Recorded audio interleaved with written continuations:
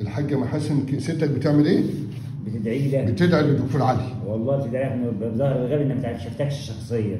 بس من كلام امي معاها وكلام والدي في التليفون لما اتكلم حضرتك، وانا برضه لما قلت للدكتور علي فهمني وطمني وكذا كذا، ربنا يبارك له، ربنا يا ابني يوسع عليه. احنا لينا قد ايه عاملين العمليه؟ احنا يا دكتور كنا 28/12 اللي هو بعد بكره سنه، وما شاء الله ادي المسح الزرد، اول مسح زرد نعمله بعد العمليه. يا دكتور ما شاء الله اهو مسح الزرد تمام، الراس والرقبه تمام، الصدر تمام، البطن ما فيش اي حاجه الحمد لله تمام، والكبد تمام، العضلات تمام، والامور بتاعتك فوق ممتازه فوق ممتازه.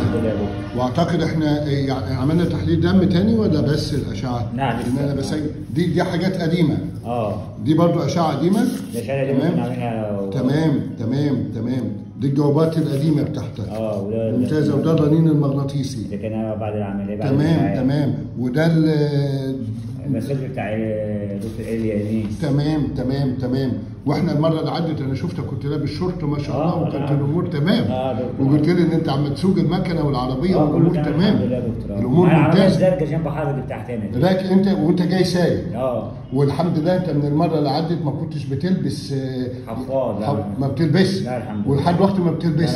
والامور تمام. الحمد لله. وتسييره البول تمام. فاكر انت كنت مستعجل بشيلان القسطره بتاعت البول. انا عايز اوريك ان انا فاكر كل حاجه. انت فاهمني. والامور تمام. وعم تروح حياتك وشغلك، وما شاء الله ريحه جسمك وشياكتك، انا شايفك ما شاء الله. انا عامل لك ملف عندي. انت اغلى الناس عندي. انت كام سنه؟ 37 يا دكتور. وستك عايشه؟ الحمد لله. وبتدعي للدكتور علي جدا والله. بتقول ايه بقى؟ ربنا يبارك له في عياله ويوفقه وزياده ويخليه خير للناس اللي زيي. انت راجل محترم. الله يخليك يا دكتور. ان خدنا بعد العمليه ستك مو باين؟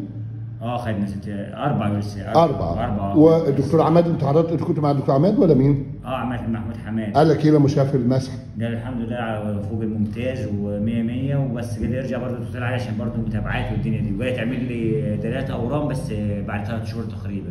تمام. انت عملت مسح وما عملتش دلالات اورام؟ لا، هو جالي الدلالات بعد 3 شهور. عم تلبس حفاضه؟ لا الحمد لله. التحكم في البول كويس؟ لا، التحكم فوق. والتحكم في البراز تمام؟ يعني الحمد لله نقول مرضي جدا. مرضي جدا. الحمد لله. احنا بناخد البرشام الابراميد ده؟ لا، انا حاليا باخد حاجه اسمها ستوبيريا، لان الميديوم يعتبر مش ليه خالص. اما تاخد حاجه بديله. اطلع طب بص.